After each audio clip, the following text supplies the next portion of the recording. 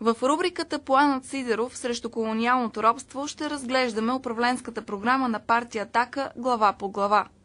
Единствено „Атака" има завършен план за пътя на България, ясна оценка за колониалното робство, в което ни натикаха, и план за освобождение от робството. България е колонизирана след 1997 година. От тогава българите работят за чужд интерес. Всичко, което беше построено с труда на нашите бащи и майки, го заграбиха чуждите компании. Много от заводите бяха закрити, защото бяха конкуренция на западните фирми. Останалите бяха взети за стотинки и сега носят печалби на западни наднационални компании. Само за 2011 година българите са оставили в касите на чужди компании за храна, дрехи, бензин, ток, вода и банкови услуги 28 милиарда и 257 милиона лева. За сравнение, целият бюджет на Република България за 2011 година е 18 милиарда 236 милиона и 787 хиляди лева. Всички ведомства, институции, министерства, културата, здравето и образованието ни, взети заедно, получават годишно с 10 милиарда лева по-малко, отколкото от чуждите колонизатори. И това управлявалите досега партии наричат нормално и безалтернативно положение на нещата у нас. Кой е виновен за колонизацията? Превземането на държавата ни стана с предателство отвътре. Още през 1990 година националният предател Андрей Луканов покани у нас американският екип Ричард Ран и Роналд Ът. Тези двама служители на Американската търговска камара изготвиха план за колонизирането и подчинението на България на световната финансова върхушка, която след 1990 година се устреми към разрушаването и завладяването на Източна Европа. България беше една от жертвите. Този геноциден план беше съставен с помощта на български икономисти и се следва и днес. За тази световна мафия национализмът е единствената спирачка за тяхната алчност и безскрупулност. А в България името на тази спирачка е Атака. Защото ние, националистите, искаме златото и редките метали в земята ни да носят печалба на българският народ, не на дънди. Ние, националистите, искаме енергото да е българско и печалбите да отиват за нашето образование, пенсии и здравеопазване, не за чешките и австрийските. Ние, националистите, искаме печалбите от телефонния оператор да не отиват в Гърция или Австрия, а да остават в България и да вдигат стандарта ни. Ние, националистите, искаме българинът да не получава 20 пъти по-малко от белгиеца, както е сега. Ние, националистите, искаме да няма чужди военни бази в родината ни. Ние, националистите, искаме да има добре заплатена работа за всички българи и те да не бягат в чужбина, за да бъдат унижавани там. Ние, националистите, искаме нашите бащи, майки, дядовци и баби да имат достойни пенсии и живот, а не да получават гавра и мизерия от собствената си държава. Ние, националистите, искаме българското селско стопанство да произвежда, да залива нашия пазар и да изнася навън, вместо да внасяме отвън 98% от плодовете и зеленчуците в градината на Европа, България. Ние, националистите, искаме български предприемачи да владеят българската индустрия и търговия, банки, а не чужденци, които ни презират и дискриминират нерадостно.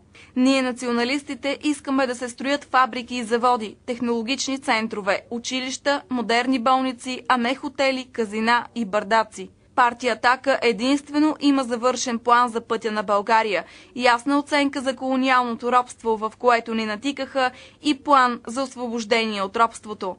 Ето го и планът Сидеров срещу колониалното робство, изложен като управленска програма по глави, като всяка глава отговаря на сега действащо министерство. Първа глава – Външни работи. След 1990 година България имаше възможност да изгради стратегия за балансирана и изгодна за нацията външна политика. Това не се случи, защото управниците ни от Желев и Луканов до Борисов и Плевнелиев следват политиката на васалитет спрямо 3 чуждестранни посолства у нас – американското, турското и израелското. Всички министър-председатели и президенти през последните 23 години минаваха през тези 3 посолства, за да получат благословие за поста си. Резултатът днес е безпомощна, безлична и вредна за България външна политика, подчинена на чужди интереси. Липсата на самостоятелна българска външна политика е част от колонизационния план срещу страната ни. Край на васалната политика. Заедно с разбиването на колониалната схема, партия Атака има ясното намерение да промени и посоката на външната политика.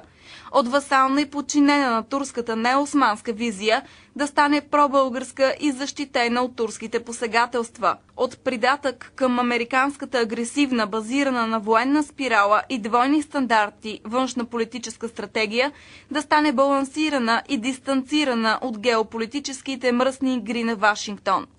Излизането от орбитата на американските външно-политически интриги, на турските интереси и на израелските болни амбиции е задължително условие за българската балансирана външна политика.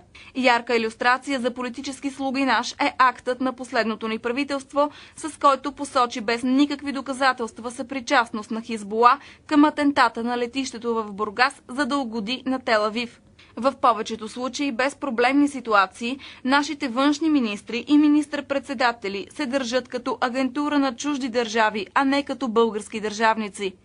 Външнополитическата визия на Атака е изградена върху българският национален интерес, който през всички векове на съществуването на държавата ни е бил един – обединение на българите в едни граници, защита на границите на страната, защита на достоинството и имотните интереси на всички българи вътре и вън от днешните ни граници, необвързване във военни съюзи, неутралитет, търговски и културни отношения по всички посоки, без съобразяване с външни за нас центрове на власт, които да насочват развитието на двустранните отношения с отделни държави.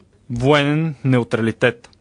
Балансът на търговските ни и културните отношения днес е нарушен от слугинското поведение на министър-председателите ни от 1990 година до днес.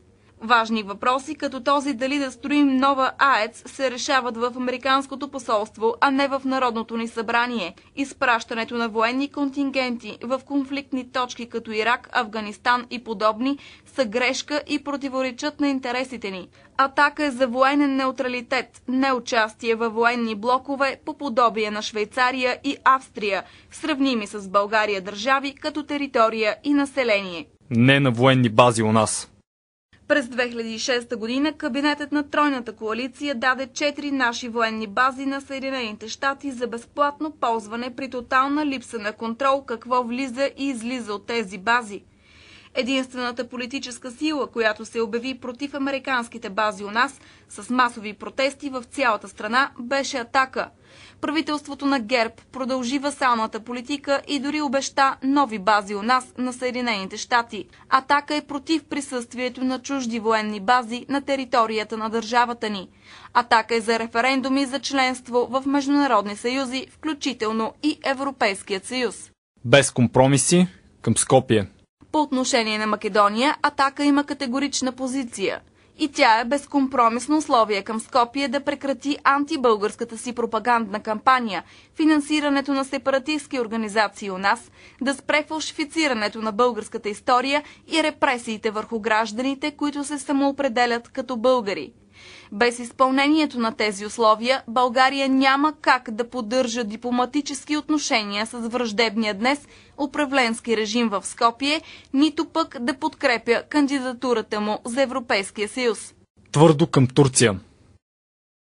По отношение на Турция, Атака има ясно виждане. И то е незабавно разрешаване на въпроса за обезщетението от турска страна на заграбените през 1913 година имоти на източно-тракийски българи на стойност 10 милиарда долара, както и имотите на малоазийските българи. Строга регламентация и завишаване на таксите за турските товарни превозни средства и строг контрол на техните товари. Нов режим на границата с Турция с цел прекратяването на контрабандата и на влизането на нелегални емигранти, които най-често са лица, обвързани с ислямистки терористични групировки. Поставяне на безкомпромисни условия към Турция за прекратяване на намесата й в българската вътрешна политика чрез манипулации и обработка на мюсюлманското население и финансиране на различни центрове за обучение. Изискване на извинение и обезщетение от турска страна за геноцида над българите по време на османското владичество. По отношение на опасността от агресивния ислямски фундаментализъм, Атака предвижда преосмислене на държавната политика, създаване на истински контраразузнавателни и разузнавателни служби и активни партньорски отношения с всички православни държави за взаимопомощ по темата. Атака има план за създаване на закони, които да сложат рязка преграда пред нахлуването у нас на ислямистки емисари под формата на фондации и други, които през последните 2 десетилетия превърнаха цели региони тук в джихадистски територии. Искания към Брюксел. Не раболепие. По отношение на Европейския съюз, Атака предвижда радикално ново активно отношение и настоятелно отстояване на българските интереси, което не беше правено досега. На първо място, разобличаване на лъжата, че Европейската комисия е искала затваряне на блоковете на АЕЦ Козлодуй. Тази лъжа беше опровергана от Люксембургския съд и от самата Еврокомисия. На това основание искаме точката от предприсъединителния договор с Европейския съюз, визираща затварянето на атомните ни реактори, да се обяви за базирана на измама и отменена, след което да отворим 3 и 4 блок на АЕЦ Козлодуй. Пред Брюксел Атака ще представи категорично искане за изравняване на фондовете за селското стопанство, които сега за България са 25% от тези за други европейски държави. Пред Брюксел Атака вече постави, но ще настоява като управляваща партия да се реши въпроса с признаването на така наречения Ньойски договор за невалиден след разпада на Югославия и за връщането на така наречените западни покрайнини в границите на България. Атака е за трайна раздяла с илюзията, че някой в Европа е загрижен за просперитета на България. Днешните водещи фигури в Европейския съюз са потомците на тези, които нарязаха родината ни на парчета на Берлинския конгрес, на тия, които ни наложиха унизителния и загробващ Ньойски договор и които искаха България да бъде затрита от картата на Европа. Само със собствени сили, гъвкава и изгодна за страната ни политика можем да разчитаме на напредък. Историята доказва, че мълчаливото съгласие и васалната политика спрямо чужди интереси водят само до заробване, от което патим и до днес. Истински инвестиции от икономически титани. Като цялостна външна политика Атака залага на чувствително преориентиране на външната политика на страната ни към Русия, Китай, Индия, Бразилия, Близкия изток и държавите, с които сме имали традиционно добри търговски и културни връзки. Истински инвестиции от тези посоки ще дадат на България чувствително повишаване на брутния вътрешен продукт, а оттам и на стандарта на живот у нас.